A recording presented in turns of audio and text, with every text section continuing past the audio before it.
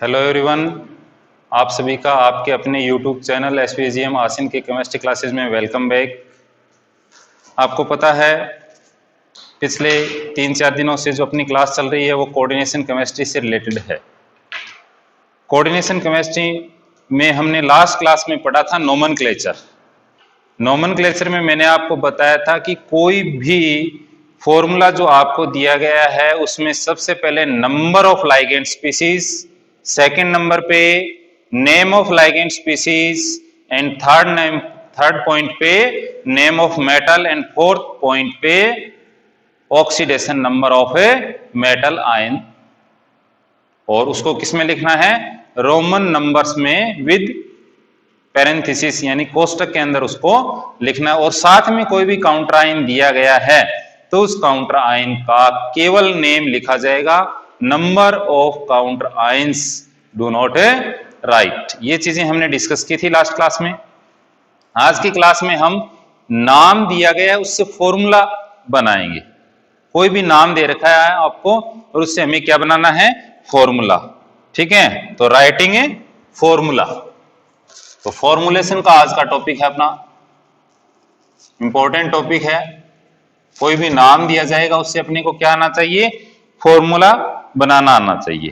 तो एनसीईआरटी इन text questions से ही अपने स्टार्ट करते हैं। पहले आपको पता है एग्जांपल लेंगे और फिर एक एक रूल को उससे रिलेट करेंगे। जैसे सबसे पहले दिया गया है, नाम लिख रहा हूं मैं, ध्यान से देखना आप, tetra amine di aqua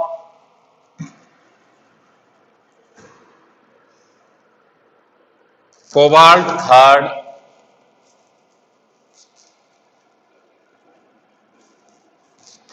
chloride.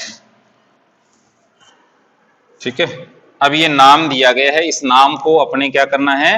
Formulate करना है। तो सबसे पहले कोई भी नाम जो दिया जाता है उसमें cationic and anionic, first identify the cationic and ionic part. तो आपको पता है सबसे पहला पार्ट क्या होता है? कैटायनिक, जो नाम में लिखो चाहे फॉर्मूले में लिखो, और उसके बाद का जो पार्ट है वो क्या आएगा? एनायनिक। भी कोई भी फॉर्मूला लिखते हैं तो उसमें पहले कैटायन लिखा जाता है और बाद में क्या लिखा जाता है?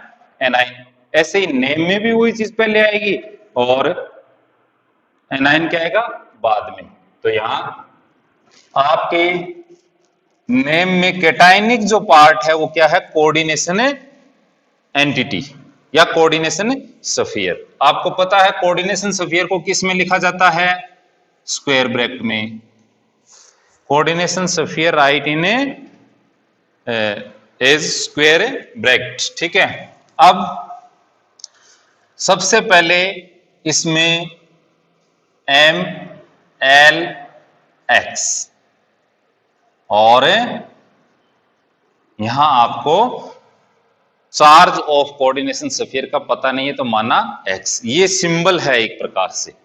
कोई भी फॉर्मुलेशन के अंदर आप जब भी सीखोगे तो सबसे पहले किसका फॉर्मूला लिखना है? मेटल का, फिर किसका? लाइगेंड स्पीसीज का, फिर उसके नंबर, और फिर उसके ऊपर जो चार्ज है उसको सुपरस्क्रिप्ट के रूप में राइट हैंड साइड में आपको शो करना। ये एक फॉर्मुलेशन की प्रोसेस है। अब ये नाम दिया गया है तो सबसे पहले क्या आएगा? मेटल। मेटल का सिंबल क्या है? यहाँ कोबाल्ट, तो CO। फिर आपके सामने क्या दिए गए हैं? टू लाइगेंड स्पीसीज, एक एमाइंस और एक एक्वा। एमाइंस का क्या होता है? NH3। एक्वा का क्या होता है? H2O।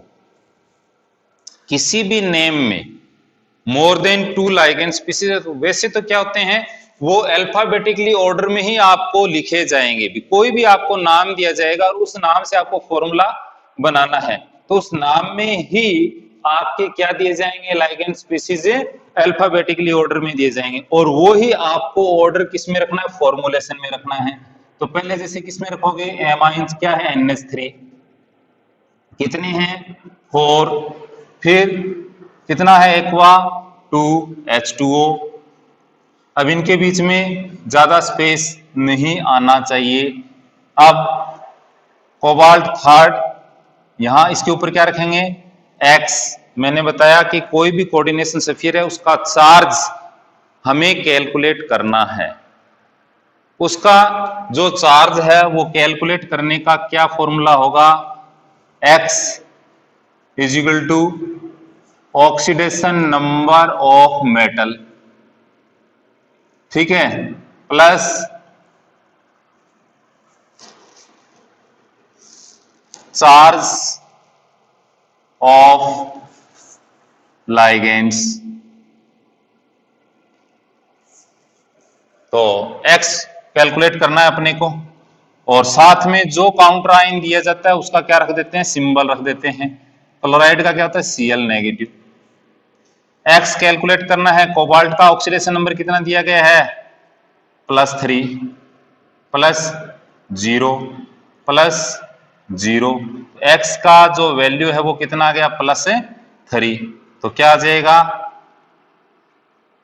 CONH3 और H2O2 3 प्लस, पहले नंबर और फिर उसका साइन, और Cl नेगेटिव। अब इन दोनों को ऐड करेंगे तो फॉर्मूलेशन क्या आ जाएगा अपना, CONH3 H2O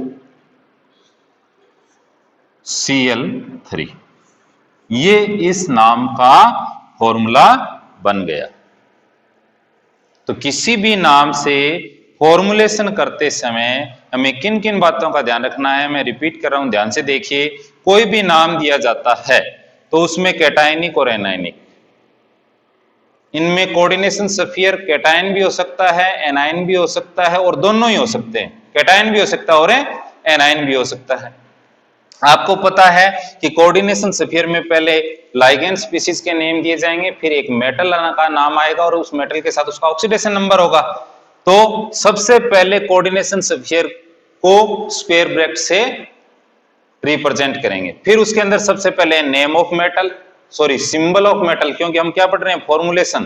तो फॉर्मूला किसका लिखेंगे, उसका सिंबल ऑफ मेटल, फिर symbol of a ligand species या formula of a ligand species, फिर उसके नंबर, और फिर उस कोऑर्डिनेशन सफियर का हमें क्या कैलकुलेट करना है, चार्ज कैलकुलेट करना है, तो माना X, ठीक है। फिर उस X की क्या कर लेते हैं, वैल्यू कैलकुलेट कर लेते हैं, और साथ में जो भी काउंटर आयन दिया जाता है उस काउंटर आयन का हमें विद चार्ज क्या लिखना है, सिंबल लिखना है। तो ये जनरल सी बातें हैं। अब इसमें क्या है कि कई जगह इसका डाउट दिया गया है कि जो लाइगेंड स्पीशीज है वो पहले क्या रखते हैं, नेगेटिव, फिर पॉजिटिव, फिर न्यूट्रल। तो ऐसा कुछ भी नहीं है, ये आप 2004 के कन्वेंशन में IUPAC ने सिस्टम को पूरा का पूरा क्या कर दिया, चेंज कर दिया। इससे आपको बिल्कुल भी डाउट नहीं होना। कोई भी रेफरेंस गाइड हो उससे हमें बिल्कुल भी डाउट नहीं करना है। कुछ रेफरेंस गाइड में बहुत ही गलत दिया गया है, मैं क्लियर कर देना चाहता हूं आपको। According to NCERT text book, always the formulation alphabetically order by their name, ठीक है, नाम से करना है। अब कैसे नहीं, H2O पहले आएगा, ये H अल्फाबेटिकली ऑर्डर कर रहे हैं तो H पहले आता है, नहीं, नेम को चेक करना है। नेम करेंगे तो एमीन में A और एक्वा में A दोनों सेम है, पर इसमें सेकंड लेटर क्या आ रहा है, M आ रहा है, और इसमें सेकंड लेटर क्या आ रहा है, Q आ रहा है। तो किसको फर्स्ट रखेंगे, एमीन्स को फर्स्ट रखेंगे। चलिए एक दो एग्जांपल्स और ले लेते हैं अपने इससे रिलेटेड। तो सेकंड आगे दिया गया है, पोटेशियम टेट्रासाइनिडो निकलेट सेकंड, ठीक है। तो potassium it means K positive, फिर क्या दिया गया है, एनायनिक पार्ट क्या है, coordination sphere, निकलेट Ni, साइनिडो Cn, tetra 4, और कैलकुलेट क्या करना है, X, ठीक है। अब अपने को कैलकुलेट करना है X की वैल्यू। तो X क्या आएगा, बराबर निकल, मैंने आपको बताया ऑक्सीडेशन नंबर ऑफ मेटल क्या दिया गया है, सेकंड। साइनाइड का कितना होता है, 1 का -1, तो 4, तो कितना आ गया ये, +2, और माइनस क्या आ गया 4 इज इक्वल टू एक्स, और x की वैल्यू कितनी आ गई -2। तो K positive NiCN4 2 negative, 2 negative क्या जाएगा K2 NiCN4, ये क्या हो गया इसका फॉर्मूला हो गया। ठीक है, आगे सेकंड दिया गया है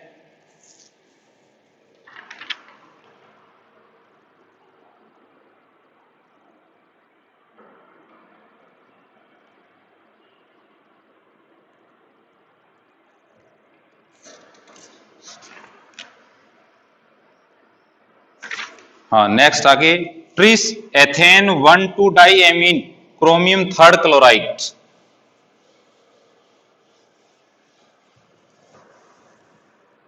तो tris ethane 1,2 di amine chromium 3rd chloride, it means क्या है cationic part, coordination sphere. Metal का नाम मैंने क्या बोला क्रोमियम, फिर क्या बोला मैंने tris ethane 1,2 di amine, short में क्या लिखते हैं एब्रिविएशन EN, ट्रिस का मतलब 3, और वैल्यू अपने को कैलकुलेट करनी है X, और साथ में काउंटर आयन क्या दिए गए क्लोराइड आयन। ठीक है, तो X इज इक्वल टू क्या होगा ऑक्सीडेशन नंबर ऑफ मेटल कितना है 3, ये क्या है 0, क्यों neutral ligand species. Ethylene diamine क्या है न्यूट्रल, तो X की वैल्यू +3 आ गई, तो क्या लिखेंगे CrEn thrice 3 positive Cl negative, और क्या जाएगा CrEn थ्राइस Cl3। ठीक है,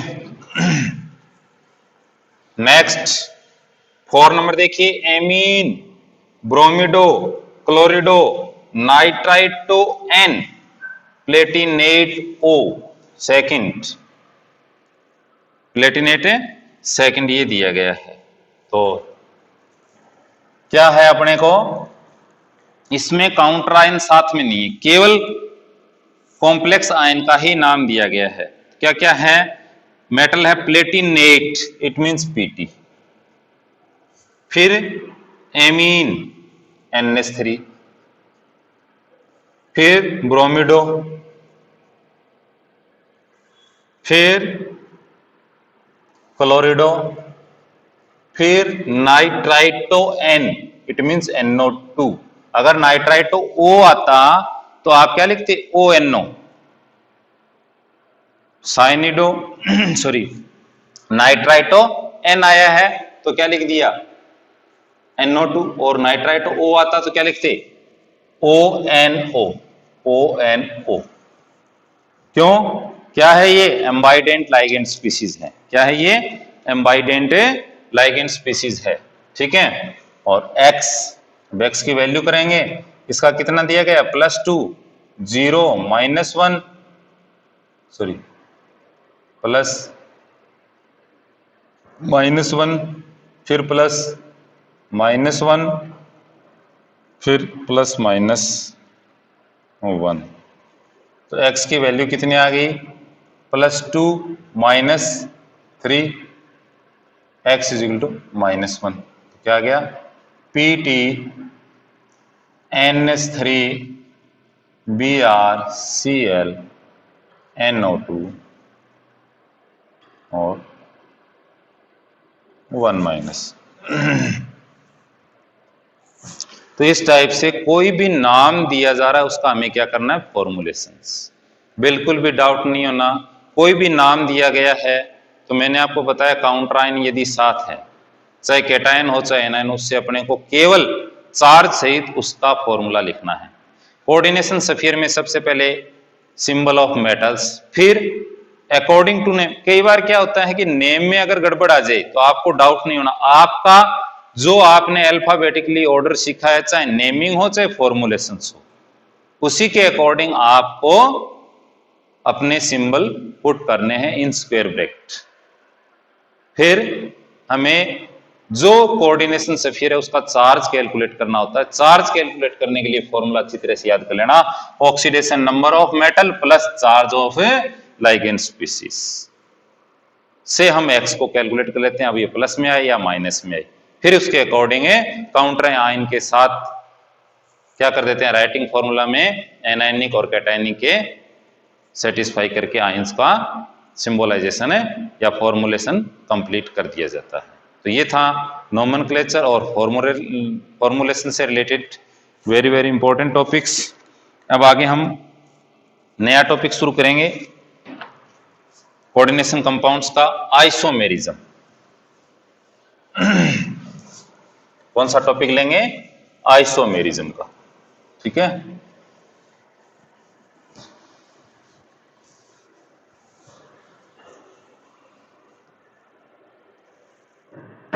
अब उससे पहले कुछ अपने डिस्कस कर लेते हैं नेम ऑफ लाइगेंड स्पीसीज में।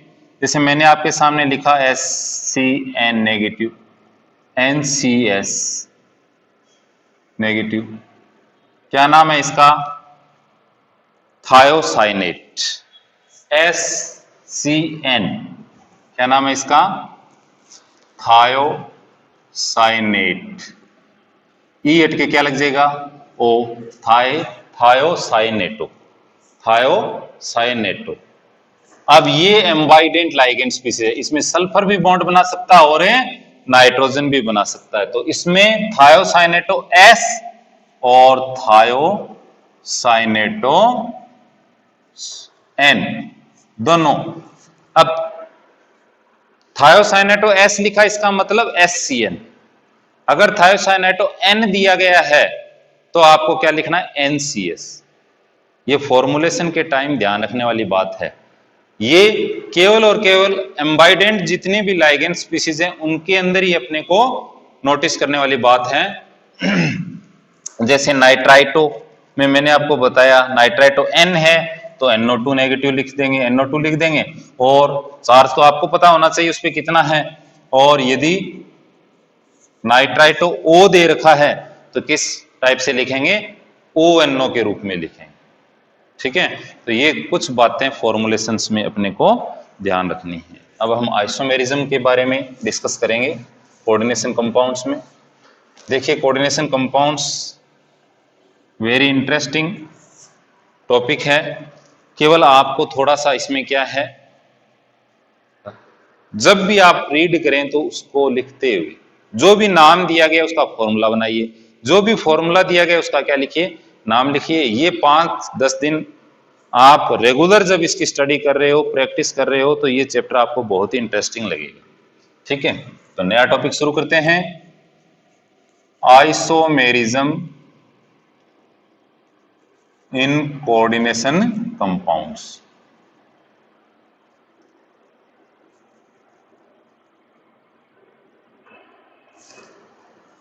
तो वैसे आपको पता है, चाहे ऑर्गेनिक हो, चाहे इनऑर्गेनिक हो, चाहे कोऑर्डिनेशन हो, तो ऑर्गेनिक में भी 2 टाइप की आइसोमेरिज्म होती है। वैसे ही कोऑर्डिनेशन में भी 2 टाइप से आइसोमेरिज्म को क्लासिफाइड करते हैं, एक स्ट्रक्चरल आइसोमेरिज्म और सेकंड है स्टीरियो आइसोमेरिज्म, ठीक है।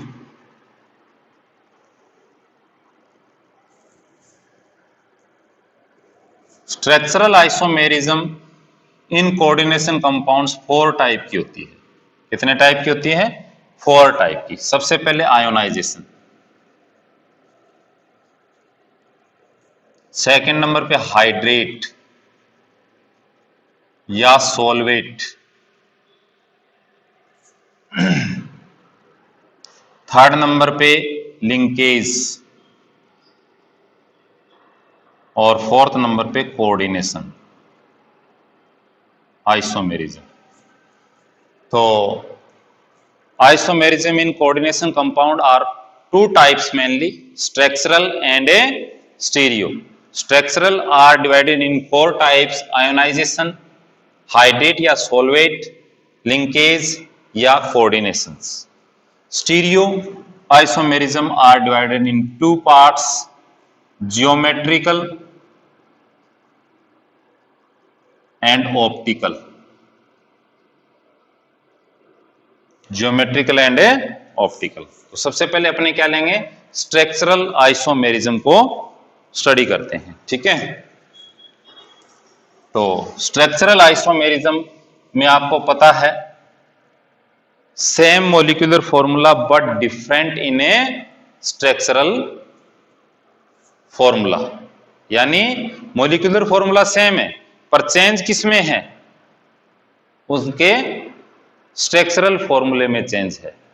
तो वो आइसोमर क्या कहलाते हैं, स्ट्रक्चरल आइसोमर कहलाते हैं। अब उनमें अलग अलग टाइप बनते हैं, ध्यान से देखिए, एक फॉर्मूला लिख रहा हूं मैं आपके सामने।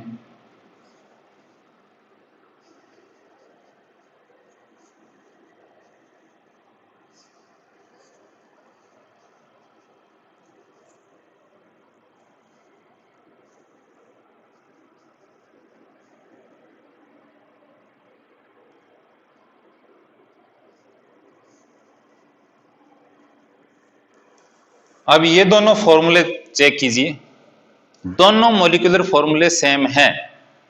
यहाँ पे भी कोबाल्ट, यहाँ पे भी कोबाल्ट, यहाँ पे भी एमीन्स के 5 लाइगेंड स्पीसीज, यहाँ पे भी 5, यहाँ पे ब्रोमिडो, यहाँ पे ब्रोमाइट, यहाँ सल्फेट, यहाँ सल्फेटो, ठीक है, सेम है।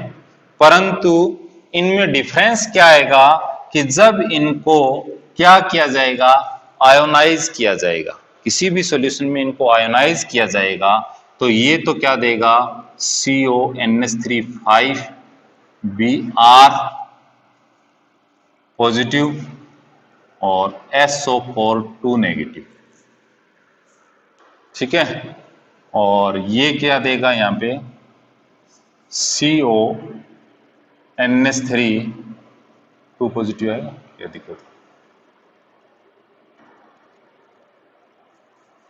NH3 positive, SO4 positive, Br negative. इसको आयनाइज करेंगे तो एक तो ये आयन अपने को ऑब्टेंड होगा और एक सल्फेट आयन आएगा। इसको आयनाइज करेंगे तो एक तो इसको आयनाइज करेंगे तो एक तो ये आयन आएगा और एक साथ में क्या आएगा, ब्रोमाइड। तो ये तो ब्रोमाइड आयन का टेस्ट नहीं देता और ये ब्रोमाइड आयन का टेस्ट देता है, ये सल्फेट का देता है। तो किस में डिफरेंस आ गया, आयन में डिफरेंस आ गया। The molecular formula is a same but different in A ions, number of A ions.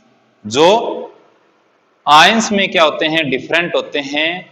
जब इनको आयोनाइज किया जाता है तो डिफरेंट आयंस देते हैं, वो दोनों एक दूसरे के कौन से आइसोमर कहलाते हैं, आयोनाइजेशन आइसोमर से कहलाते हैं, ठीक है। अब नेक्स्ट बात करते हैं हाइड्रेट या सोलवेट की। देखिए इसमें एक एक एग्जाम्पल आपको अच्छी तरह से याद होना चाहिए, खुद को रटना नहीं है, समझने की बात है कि हमने इसमें एक एग्जाम्पल जैसे ब्रोमाइड और सल्फेट में डिफरेंस करना है, तो इस टाइप का ले लो एक कोई भी। अब हम आगे नेक्स्ट पढ़ने जा रहे हैं हाइड्रेट। हाइड्रेट का रिलेशन ही किससे है, H2O से। हाइड्रेट का रिलेशन ही किससे है, H2O से है। अब किस में अंतर आएगा, H2O की पोजीशन में चेंज आएगा। कैसे, ध्यान से देखिए। सोलवेट क्यों दिया गया, क्योंकि आपको पता है यूनिवर्सल सोलवेंट क्या है, H2O, इसीलिए इसको दूसरा नाम क्या दे दिया, सोलवेट दे दिया। तो अब हम देखते हैं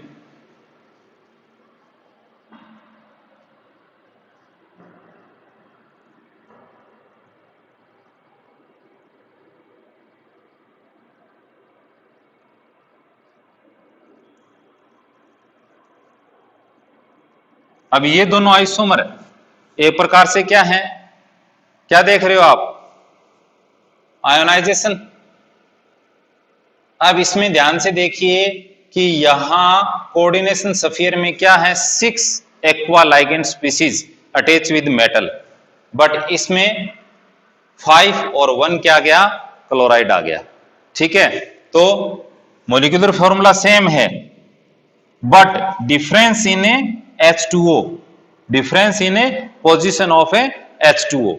हो सकता है H2O कोऑर्डिनेशन स्फीयर में आ जाए, हो सकता है वो आयनिक पार्ट में चला जाए, ठीक है। तो इस टाइप से H2O की हाइड्रेट या सोलवेट आइसोमेरिज्म है, वो एक प्रकार से आयोनाइजेशन का ही क्या है, टाइप्स है। बट इसमें डिफरेंस जो आएगा वो किसकी पोजीशन में आएगा, H2O की पोजीशन में आएगा। ठीक है। अब जैसे इसका एक और भी बन सकता है, जैसे CO H2O और Cl2 Cl.2H2, ये तीनों के तीनों आपस में क्या है, हाइड्रेट या सोलवेट आइसोमेरिज्म है। तीनों के तीनों क्या शो कर रहे हैं, सोलवेट या हाइड्रेट आइसोमेरिज्म शो कर रहे हैं। क्यों, क्योंकि position of the aqua, position of the H2O change in a coordination and a ionisation या काउंटर पार्ट्स। तो इस प्रकार से जब भी किसी फॉर्मूले में H2O की पोजीशन में चेंज आता है तो वो किस टाइप की आइसोमेरिज्म शो करेंगे, एक अपने हाइड्रेट या सोलवेट। ठीक है। लिंकेज, अब लिंकेज से हमें पता चल रहा है कि जो लिंक हो रहा है एटम, उसकी स्ट्रक्चर यानी उसकी पोजीशन में क्या आएगा, डिफरेंस आएगा। तो आइसोमर कौन से बनेंगे, लिंकेज आइसोमर बनेंगे। तो निश्चित रूप से लिंकेज आइसोमर कौन शो करेंगे, जिनमें एम्बाइडेंट लाइगेंड स्पीसीज प्रेजेंट हो। तो लिंकेज आइसोमर शो करने के लिए क्या नेसेसिटी होनी चाहिए, must be presence of a ambidentate ligand species. अगर एम्बाइडेंट लाइगेंड स्पीसीज प्रेजेंट है तो ही वो क्या शो करेगा, लिंकेज आइसोमेरिज्म शो करेगा। ठीक है। जैसे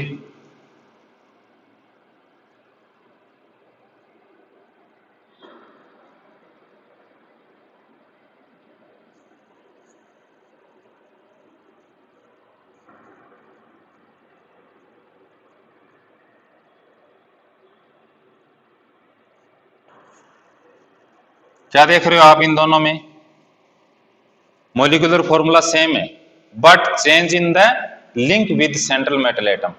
अब इसमें सेंट्रल मेटल एटम के साथ यहां नाइट्रोजन लिंक कर रहा है और यहां कौन लिंक कर रहा है, ऑक्सीजन कर रहा है।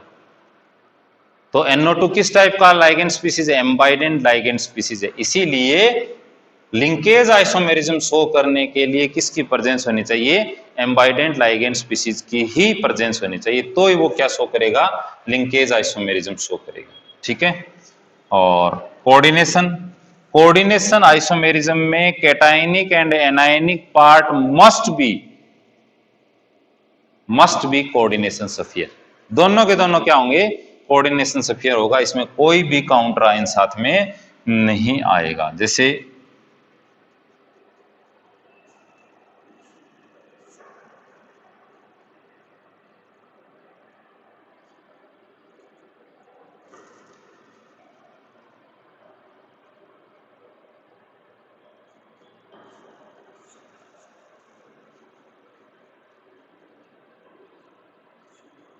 क्या देख रहे हो आप, यहां कोबाल्ट है, यहां पे भी कोबाल्ट है, यहाँ क्रोमियम है, यहाँ पे भी क्रोमियम है, यहाँ NH3 है, यहाँ पे भी है, यहाँ यानी मोलिकुलर फॉर्मूला सेम है, परंतु change in structure, change in structure. और किस टाइप के स्ट्रक्चर में चेंज है, कि उनके कोऑर्डिनेशन स्फीयर में चेंज है। यहाँ कोऑर्डिनेशन स्फीयर में कोबाल्ट है, यहाँ कोऑर्डिनेशन स्फीयर में पहले क्या आ गया, क्रोमियम आ गया। यानी यहाँ के कोऑर्डिनेशन स्फीयर में एमीन के साथ कौन है, कोबाल्ट है, और यहाँ एमीन के साथ क्या है, क्रोमियम है। तो आप क्या देख रहे हो कि जो मेटल है उसकी लाइगेंड स्पीसीज के साथ क्या हो रही है, पोजीशन है चेंज हो रही है। तो वो क्या शो कर रहे हैं, कोऑर्डिनेशन आइसोमेरिज्म में शो करते हैं। एक बार इसको ब्रीफली दोबारा देखते हैं। हम पढ़ रहे हैं structural isomerism. Structural isomerism 4 type से होती है, आयोनाइजेशन, हाइड्रेट या सोलवेट, लिंकेज और कोऑर्डिनेशंस। रटना नहीं है बिल्कुल भी। आयोनाइजेशन में इन सब में मॉलिक्यूलर फॉर्मूला आपको क्या मिलेगा, चेंज। अब इनके नाम से आपको उनमें क्या करना है, चेंज। जैसे आयोनाइजेशन है तो डिफरेंट आयन आने चाहिए, हाइड्रेट है तो H2O के कारण वो क्या होनी चाहिए, जनरेट होनी चाहिए। लिंकेज का रिलेशन किससे होगा, एम्बाइडेंट लाइगेंड स्पीसीज से होगा। और कोऑर्डिनेशन का रिलेशन किससे होगा, दोनों कैटायनिक और एनायनिक पार्ट क्या आने चाहिए, कोऑर्डिनेशन स्फीयर आने चाहिए। और उनमें ही फिर जब आप जैसे ऐसे नहीं कि कोबाल्ट के साथ यहाँ एमीन जुड़ा है तो यहाँ क्रोमियम के साथ एमीन जुड़ेंगे, ठीक है, और यहाँ साइनाइड के साथ क्रोमियम है तो इसमें क्या आ गया, कोबाल्ट के साथ आ गया। तो जो लाइगेंड स्पीसीज है इसमें लिखते समय, क्योंकि आपको पता है कि जो कैटायनिक पार्ट है वो पहले और एनायनिक पार्ट है बाद में लिखा जाता है, तो इस टाइप से जब भी इनको आप याद करें तो रटना नहीं है, पॉइंट टू पॉइंट उनमें देखना कि किस में चेंज आ रहा है, किस टाइप का चेंज आ रहा है, जिस टाइप का चेंज आता है उसी टाइप से उसमें स्ट्रक्चरल आइसोमेरिज्म क्या हो जाती है, शो हो जाती है। तो 4 टाइप से वन एग्जांपल लेके मैंने आपके सामने एक्सप्लेन कर दिया। एग्जाम में यही पूछा जाता है, या डेफिनेशन या एग्जांपल। अगर आपका एग्जांपल सही है तो निश्चित रूप से आपको कंप्लीटली पूरे में से पूरे नंबर मिलते हैं। तो आज के टॉपिक का अच्छी तरह से आप नोट्स बना लीजिए और इसको बार बार रिपीट कीजिए। नोमेनक्लेचर, फॉर्मुलेशन और आइसोमेरिज्म का जो स्ट्रक्चरल आइसोमेरिज्म का टॉपिक है वो अपना कंप्लीट हो चुका है। ऑप्टिकल को कर लेते हैं। Keep enjoy with your study. Thank you very much.